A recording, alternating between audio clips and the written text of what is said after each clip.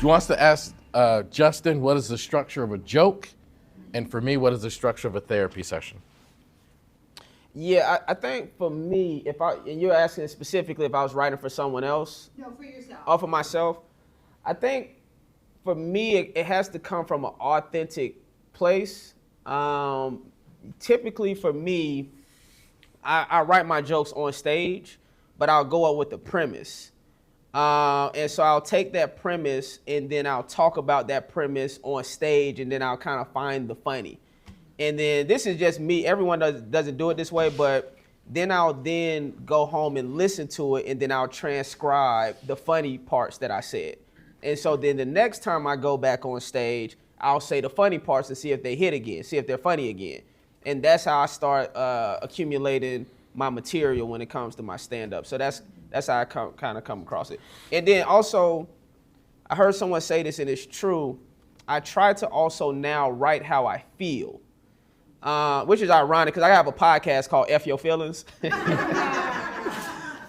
it's like me with different comedians every week.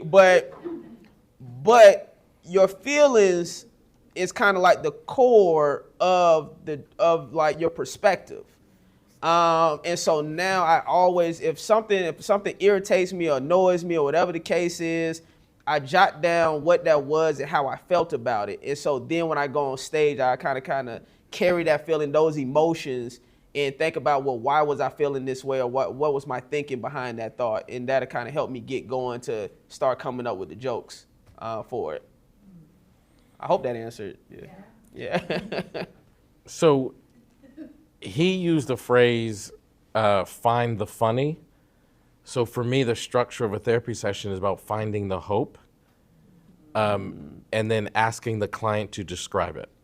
So for us, the structure of a therapy session is A, finding the hope, which we start by asking our clients, what are your best hope from our session? And then the next phase is asking them to describe that hope as if it's present. And then the third thing is ending the session in a way that honors the hope. And I want to say one last thing when it comes to writing. I've heard other comedians say they'll take a topic and they'll attack it from every different angle. So let's say something basic is like traveling on an airplane. Okay, I don't like when babies, babies, a baby kicking my seat. I like the window seat, and I don't like when the person sitting next to me want me to open up or close the window. How is luggage? People always struggling to get luggage, or the people that stand up soon as the airplane, And so you're like, okay, let me attack this subject and let me think of every little thing that happens when I'm on an airplane. And that's how you can that's another way you could go about writing your material. Now, I don't do it that way specifically, but I know that is like the other main way how comedians could kind of write jokes. Yeah. Okay, we're going to take one more question we're going to take from the virtual world, and then we got to let Justin go, and we got to let Adam take the stage, and then we got to get on a bus. We have obliterated the time schedule today. But every single person we got to hear from, I just wanted to hear more.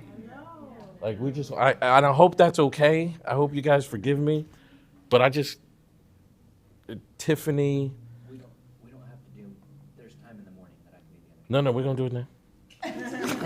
Some of it now. I'm just saying you're open. It's late, right? I know. We're gonna do some of it now, but Tiffany, Mim, Christina, Justin, this was absolute fire. We're gonna hear more. Yeah. I just think as therapists, we hear so much about therapy, but we don't hear about life and heart and what it's like to actually live life. And the gift, Justin, you gave to us, and Christina, Mim, and Tiffany so far, it's an amazing thing. So, Dennis, are there any questions in virtual space? I know it. All right, so Justin, if you would take some pictures, and then Adam. What's that? There's a question over here. Okay, we'll take one since. Bobby, was it you? Well, you yelled earlier, so I was making sure. Okay, one. Quick. I just want to know what your most impactful movie role was and why.